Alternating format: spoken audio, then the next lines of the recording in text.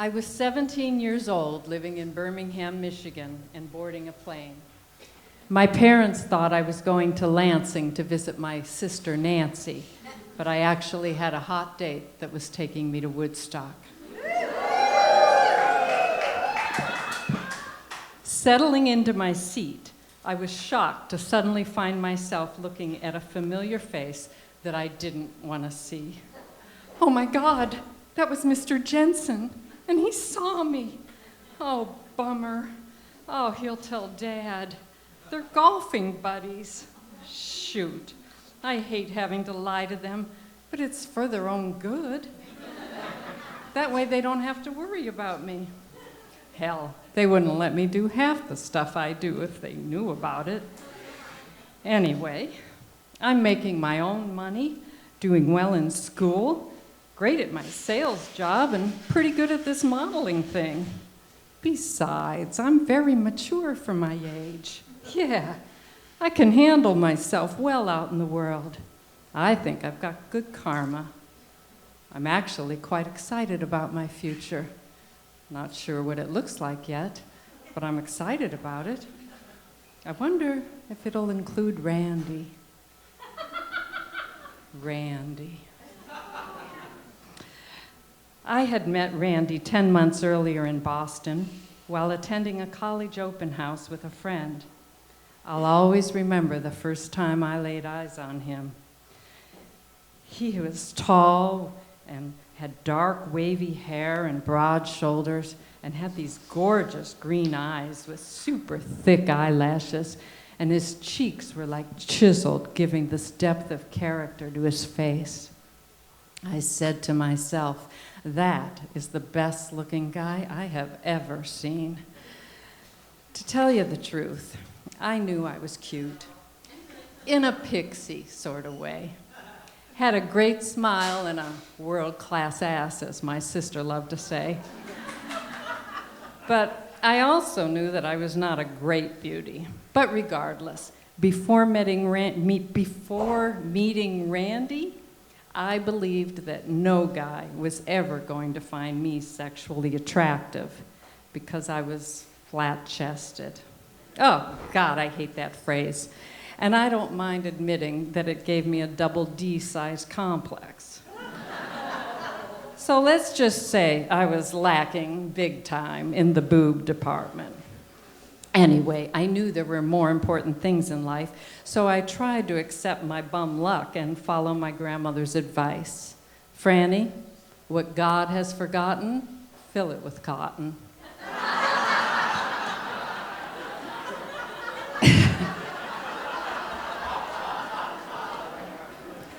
Besides being a Dartmouth graduate going for a master's degree at the University of Rochester, Randy was also kind, respectful, and fun-loving. He was my dream-come-true first boyfriend, the epitome of what most people would think of as a great catch. Though I was somewhat experienced socially, I was grossly uninformed about sex and clung to my virginity like a child to their favorite blanket. 10 years of Catholic schooling was not lost on me. One example of my naivete, a few months into our relationship, Randy invited me to Long Island to meet his mother. We slept in separate bedrooms, but snuggled for hours in the family room before saying goodnight.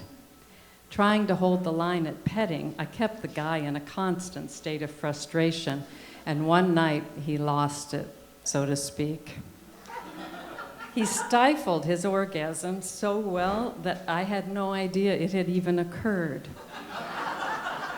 But there was one thing I knew to be true in that moment.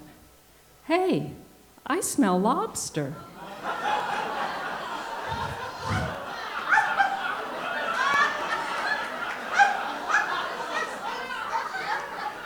He looked at me blankly. No, really, I smell lobster. And on, until finally he had to explain to me that he had ejaculated in his pants and that semen can sometimes smell a little fishy. Oh dear. Upon exiting the plane, I felt reassured when I saw him there, ready to sweep me into a warm embrace. I could only hope that Mr. Jensen wasn't watching. After a delicious, minty kiss, he took my bag and guided me out to the curb where a couple of his friends awaited us. Then we set sail out into the stormy night. Our excitement mounted as we listened to radio reports about unprecedented crowds and epic traffic jams. The authorities urged everyone to turn around and go home. When we finally got as close as possible, a police officer told us that we had an 18-mile walk. So Randy and his buddy consulted a map and drove around the state, approaching from a different angle. A few hours later, we got within 4 miles.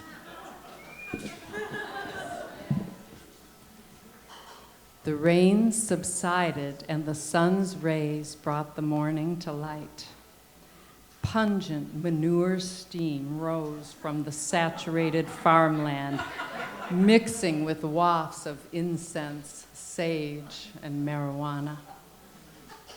Slowly, we trekked through the mud amid a maze of happy faces. "Look," I said, pointing to a police car covered with flowers and peace signs. "There will be no governing here." Smiling strangers offered us pieces of fruit and drags off of joints. Randy and I weren't smokers, so we refused. We were straight arrows, an oddity at Woodstock. A mile or so along the way, we came upon a scene where a couple of guys were having a heated exchange. Everyone around them stopped and stared in disbelief, vibing them with peace. It was the order of the day and could be no other way. Sure enough, the hostility dissolved, the clenched fists morphed into a peace sign, and harmony once again prevailed. Just then, a voice bellowed out over a megaphone, "The Woodstock Festival has been declared a nation unto itself. The whole world is watching." A thrill swept through the crowd as we realized that we were a part of a major happening the likes of which the world had never seen. Oh my God, I can't wait till my brothers and sisters hear that I was at Woodstock. Once we claimed our tiny patch of real estate high up on the hill, Randy and I went exploring. After a while, we came upon a scene of naked adults sliding and tumbling together in the mud. I played it cool, but I couldn't bring myself to look directly at Randy. Nudity was not something I was comfortable with, and certainly not with such abandonment. Still, it was a sight to behold. How can they be so free? Sheepishly, I felt ridiculous in my padded bra and false eyelashes.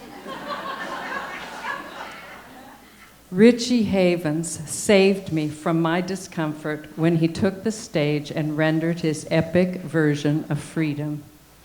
As my body began to echo to the music, my personal insecurities were forgotten and replaced with an intense feeling of connectedness to everyone present, a feeling infused with purpose. And I found myself saying, I want to be a part of this. I want to take a stand for love, for peace, for freedom. Later that evening, when Cretan's Clearwater Revival rocked the night with Green River, Bad Moon Rising, and more, Randy and I slipped into a snooze.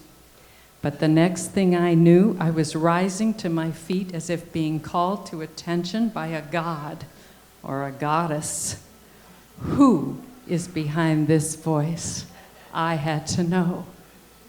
And there, at the center of the stage, Looking about as big as my little finger stood the one and only Janis Joplin.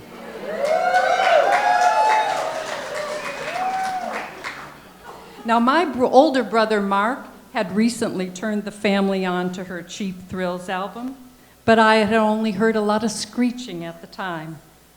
Now, she was slaying me with Bobby McGee. But the thing that tipped the scale for me was when she stilled the musicians and sang a cappella. I'm telling you, the power, the passion in her voice was beyond human. I felt goosebumps rise up my legs and my spine as my heart opened and I looked around at the sea of people, all gathered under the stars, under the name of music.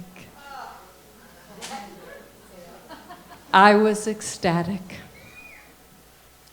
Randy? Not so much. He was still sleeping. And he'd been complaining a lot about the lack of conveniences and the discomforts. Of course, the bathrooms were an unsanitary joke and the lines crazy long. In fact, it was so bad that I did not pee for the entire 36 hours that we were there. Still, I was deeply troubled by the fact that we weren't on the same page with the experience. Randy was looking to take us to the next level, but the vision of a future where I lived in the same house day after day, year after year, being referred to as someone's wife or, God forbid, someone's mother, struck a chord of sheer dread in me. I was not going to become my mother. I wanted to be happy, and I did not want to blame anybody else if I wasn't. I knew then that Randy and I were not going to make the long run. But like Richie Havens, I treasured my freedom. And that has its own rewards.